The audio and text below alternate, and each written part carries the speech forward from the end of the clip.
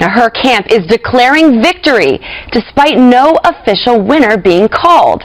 Welcome to Outnumbered. I'm Andrea Tanteros, and here with us today, Harris Faulkner. Sandra Smith, co-anchor of After the Bell on Fox Business, Melissa Francis. And today's hashtag One Lucky Guy, we welcome back the editor of National Review, Rich Lowry. And Rich, you are outnumbered on this post-Iowa show. I want to be on the record. It's such a shame we had to break into that Hillary Clinton rally and not regale our viewers with it in its I saw a tear coming down your eye. I thought you might like her, Rich, seeing her squirm a little bit. You know, she always says you govern in prose and campaign in poetry, but she also campaigns in prose. Yeah. I mean, she's such a grind. But we'll get to that. Yeah, we'll get to the Democrats later in the show. But let's get started while Iowa Democrats sort out who officially won. No mystery on the Republican side. Ted Cruz propelled his powerful ground game and fervent support among evangelicals to come out on top. And delivering to Donald Trump, who led in several of the most recent polls, his first defeat. Let me first of all say, to God be the glory.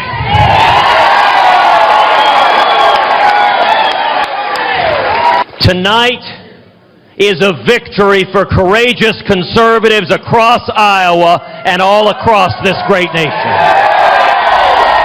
Well, a humbled Trump, gracious in defeat, congratulating Cruz and thanking folks in the Hawkeye State in the only way that Trump knows how. Iowa, we love you. We thank you. You're special. We will be back many, many times. In fact, I think I might come here and buy a farm. I love it, okay? Thank you. Thank you, everybody. In the meantime, a strong third-place finish from Marco Rubio, beating expectations and almost taking out Trump, coming within a percentage point. All right, I'm going to go to you, Rich. You took a lot of heat. You are the editor-in-chief of National Review, if our viewers don't know this, for the Against Trump edition. You took a lot of blowback on that cover. Last night, you saw Ted Cruz, Donald Trump. They're not establishment candidates. And they both, I mean, Donald Trump won the most votes in Iowa that no other Republican GOP candidate ever has in the caucus other than Ted Cruz. How can you just tweet out on National Review, "You're welcome," and make that a win?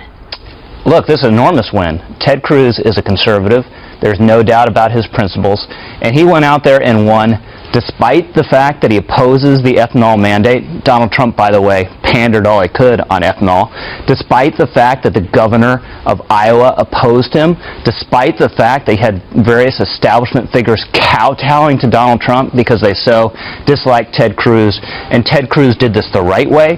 He did it the old-fashioned way. He went out there, he built a grassroots organization, and he inspired conservatives. So I thought it was a wonderful night for him. There's no question the ethanol, going against ethanol win was huge. But if you look at it and just focus on the establishment, Rich, the two anti-establishment candidates, you would acknowledge, they are not the sort of inside the beltway. They get a lot of heat, Trump and Cruz. They came in gold and silver. Oh my God.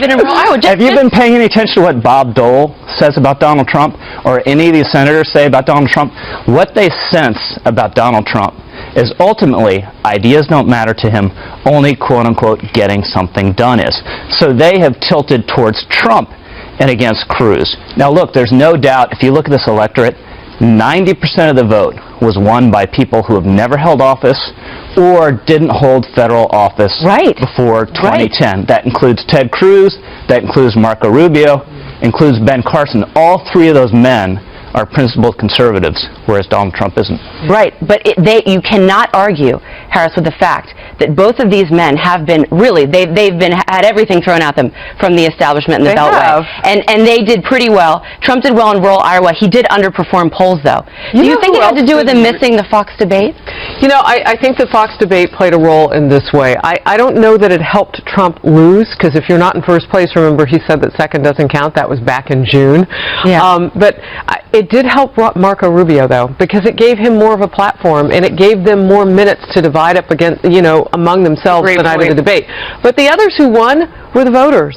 I mean, look at that turnout on both sides of the political aisle. You had fire in the hearts and the bellies of Americans who went out to caucus, and the snowstorm held off, so they had some luck with that.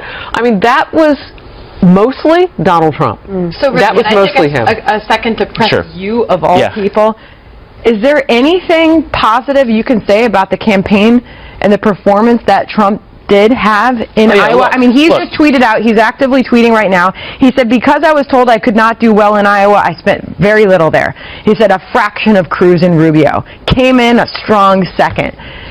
Do you give him any credit? No, he was talking about winning Iowa. Do you give him any credit, though? Look, I give him credit for highlighting the issue of immigration. I give him credit for hitting a chord out there, especially with disaffected voters. That's very important.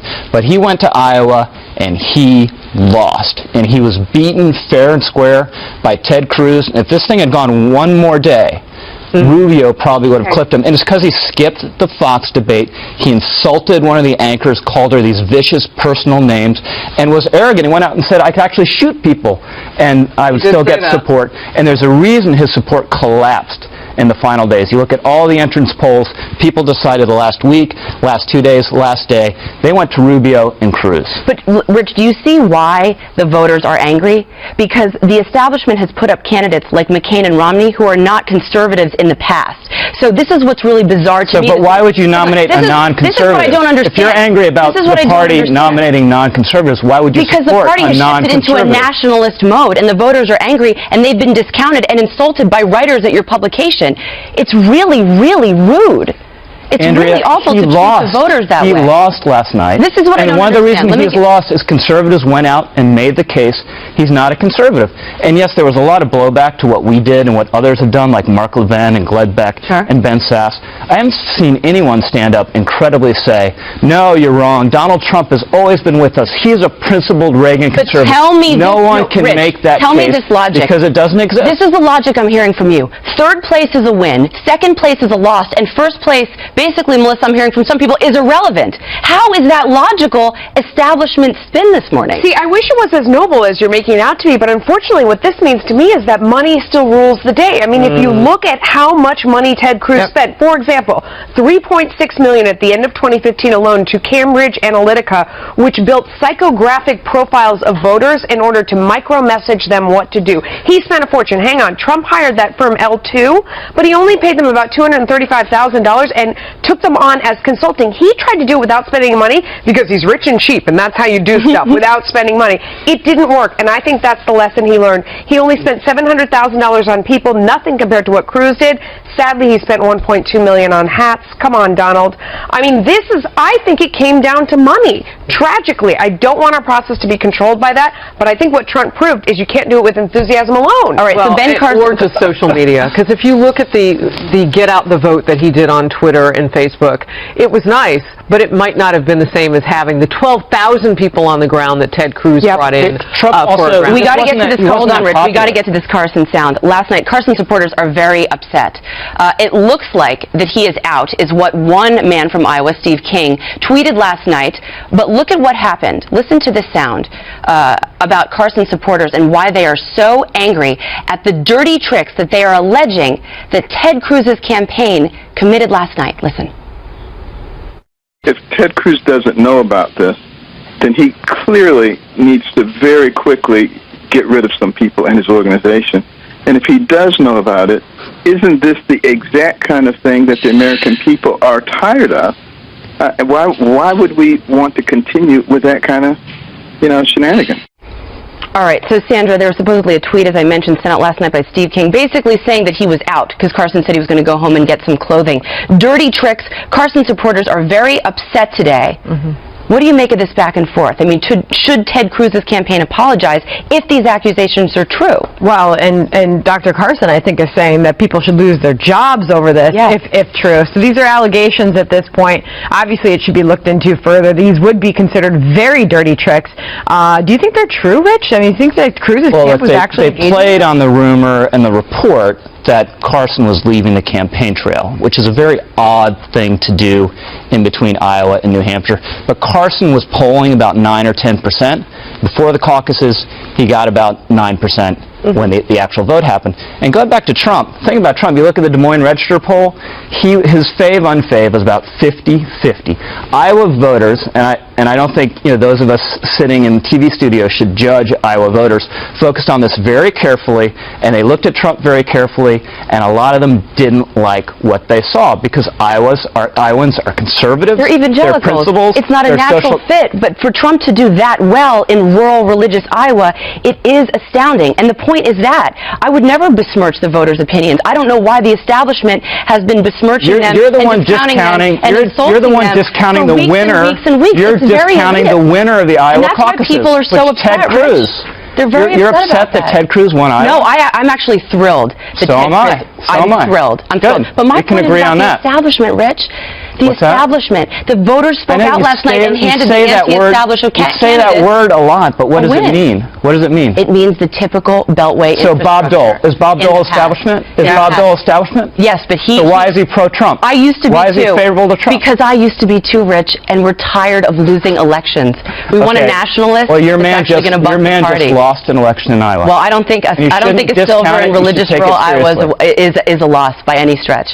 Melissa, So second this place is the is a logic. win? I got to get other people in. This is the logic we're hearing today. We have the media saying if Trump wins Iowa, caucus winners never win the president. That's what they would say if he did win last night. Right. If he didn't, they said, how could he win the presidency without Iowa? I think in all honesty, if you look at the fact that he didn't spend any money, that he wasn't slated to win Iowa, that he is clearly not a religious man no matter what he protests at any point along the way, how strong that he did is really remarkable. I agree with you that his playing the faith card was totally insincere and dishonest. Can we just go, We can Harris, agree on that. before we go? Harris, the best of I the love rest. you, by the way. Marco Rubio had an incredible night last night. He did. They were knocked calling off him Goldilocks Christie and before last Jeb and night. everyone else. The best of the rest. He did really well. He actually, he outperformed those polls, but they did. The Rubio camp said he was going to do better than we thought. What do you make of Rubio rising? Well, I mean, it's an exciting time for him to be able to make his case. I said this about the debate with Donald Trump missing it. It was his opening for him to make the case, and now he continues that on, and I know we got to go, but I know we'll hear from him later. All right, off to